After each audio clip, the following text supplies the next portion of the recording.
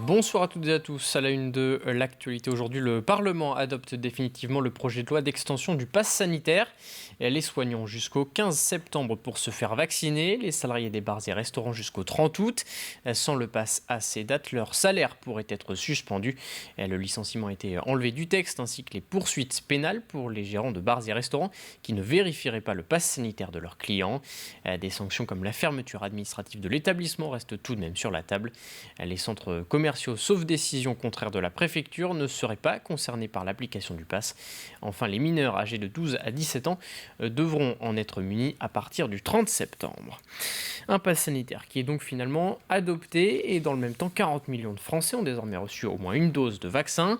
Mais ce projet de loi divise. Des manifestations se sont tenues ce week-end partout en France pour protester contre une mesure jugée liberticide.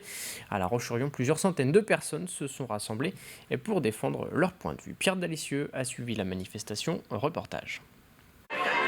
Il s'était donné rendez-vous place Napoléon via les réseaux sociaux. La Roche-sur-Yon aura eu aussi son rassemblement pour protester contre les mesures mises en place par le gouvernement pour tenter de ralentir la propagation du virus.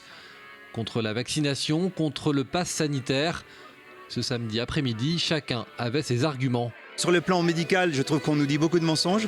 J'en veux pour preuve le fait que dans les pays où la vaccination a beaucoup avancé, eh bien, ça nous rattrape un peu. Et donc les vaccinés donc, sont contaminés, ils se contaminent entre eux. J'en veux pour preuve l'Angleterre, Israël. Vous avez aussi l'Islande, vous avez Singapour, c'est tout à fait vérifiable. Macron est devenu un dictateur.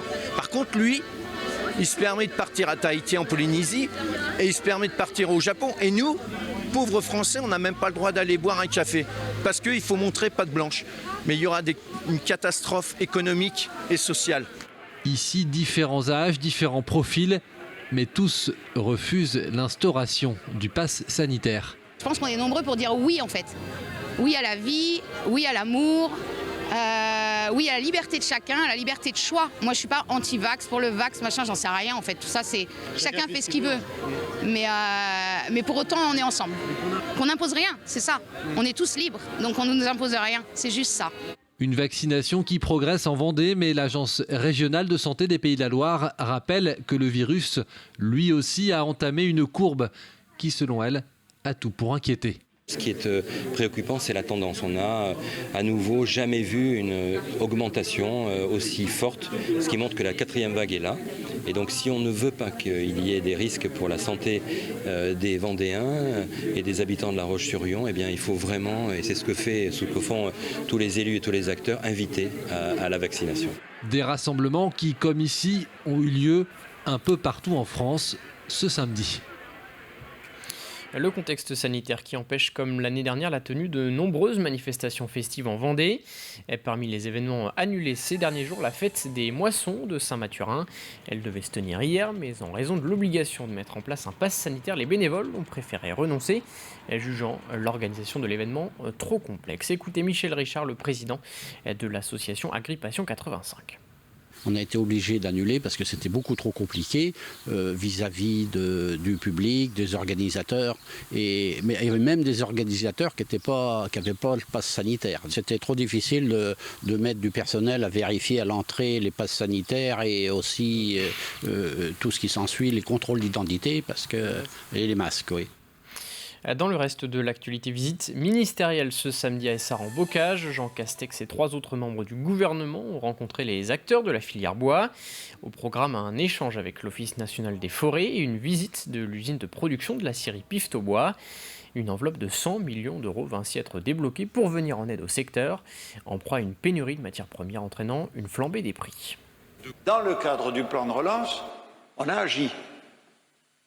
Avec plusieurs outils. Il y a ceux qui consistent à planter des arbres, des nouvelles espèces, je vais y revenir. Et il y a ceux qui consistent à doper les scieries, la transformation, l'industrie, etc., toute la filière. Je vous dis déjà ce matin, moi je vous fais confiance, je vous dis que dans le cadre du plan de relance, d'ores et déjà, nous allons redéployer 100 millions de plus pour abonder ces différents fonds. Charge au ministre, en concertation avec vous, pour voir où ils sont les plus urgents. Les enjeux de la filière actuellement, c'est de s'assurer d'avoir une source une ressource importante dans les années à venir, parce qu'on perçoit bien que la construction et l'utilisation du bois va se développer de façon importante. On a plus à bien se phaser sur le fait de faire les bonnes plantations, comme je disais, d'avoir de la forêt pour la biodiversité, pour la culture, pour la promenade, etc., mais aussi d'avoir une forêt de production cultivée. Au chapitre Solidarité, le Secours catholique vient en aide à des familles qui n'ont pas les moyens de partir en vacances cet été. Et grâce à des familles d'accueil bénévoles, une cinquantaine d'enfants découvrent la Vendée. Certains enfants bénéficient de ce dispositif pour la première fois et d'autres reviennent depuis plusieurs années et retrouvent leur famille d'accueil. C'est le cas d'Amandine et Léa.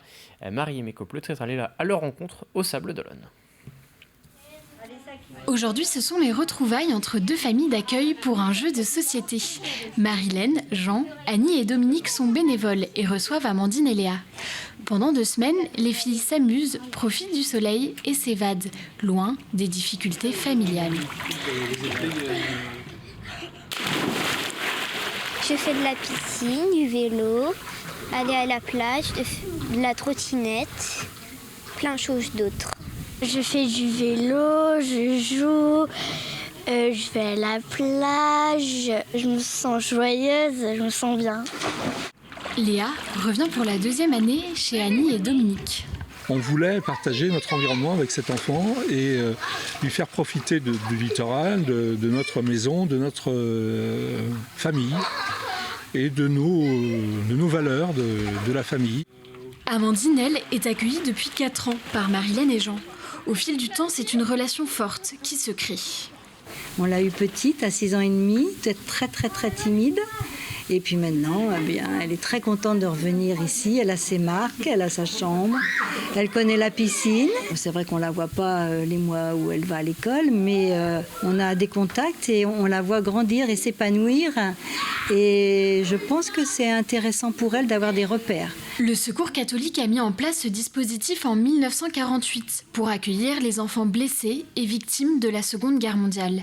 Depuis, il fonctionne toujours. Si on veut quelque chose de réussi, il faut que l'enfant vienne de son plein gré, mais que la famille fasse pareil. Parce qu'il ne faut pas oublier que le Secours catholique est responsable de ces enfants qui viennent, et que le Secours catholique a l'écoute 7 jours sur 7, 24 heures sur 24. On ne laisse jamais une famille dans l'embarras, elle peut appeler à toute heure. Cette année, sur le mois de juillet et août, 52 enfants sont reçus dans les familles vendéennes. Et puis toujours à propos de solidarité, focus sur la 4e édition de Vendée Cœur. Elle se déroulera les 18 et 19 juin 2022. Et pendant 24 heures, des équipes de 8 à 10 personnes, des particuliers ou des entreprises, s'affronteront en stand-up paddle au Sable d'Olonne sur le plan d'eau du complexe sportif des Sauniers. Un village et des animations seront proposés aux visiteurs, mais en amont, les organisateurs souhaitent récolter le maximum de dons au profit de 3 associations, Autisme Info Service, Autistes Sans Frontières 85 et la Chrysalide. L'objectif de ces dons, c'est de permettre aux familles d'avoir un week-end de répit avec leurs enfants, sachant que les familles ont déjà beaucoup de prise en charge en libéral pendant toute l'année, donc ils ne peuvent pas se permettre financièrement de pouvoir se payer des week-ends avec leur famille complète. Et également, le gros point, c'est le répit pour les familles, parce que c'est du non-stop 24/24 avec les enfants et ça leur permettrait de souffler.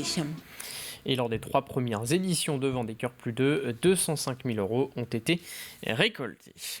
On termine ce journal avec cette initiative d'un couple de Vendéens. Justine Longchaud et Benoît Biron ont décidé de faire construire leur maison à Beauvoir-sur-Mer grâce à 6 containers anciennement utilisés pour le transport maritime. Apparu dans les années 90 en Chine, ce type d'habitat innovateur se démocratise de plus en plus en France grâce à son attractivité écologique et économique. Découverte signée Grégoire de Châtillon. Figurez-vous que ce container vert était au mois de mars à bord du navire géant qui avait bloqué le canal de Suez. Il abritera bientôt la cuisine et la salle de bain de Justine et Benoît. Le jeune couple de pompiers volontaires à Beauvoir-sur-Mer a fait le choix de construire sa maison avec comme structure des containers. 6 containers d'occasion d'une longueur de 12,20 m sur 2,50 m de large qui ont traversé les océans.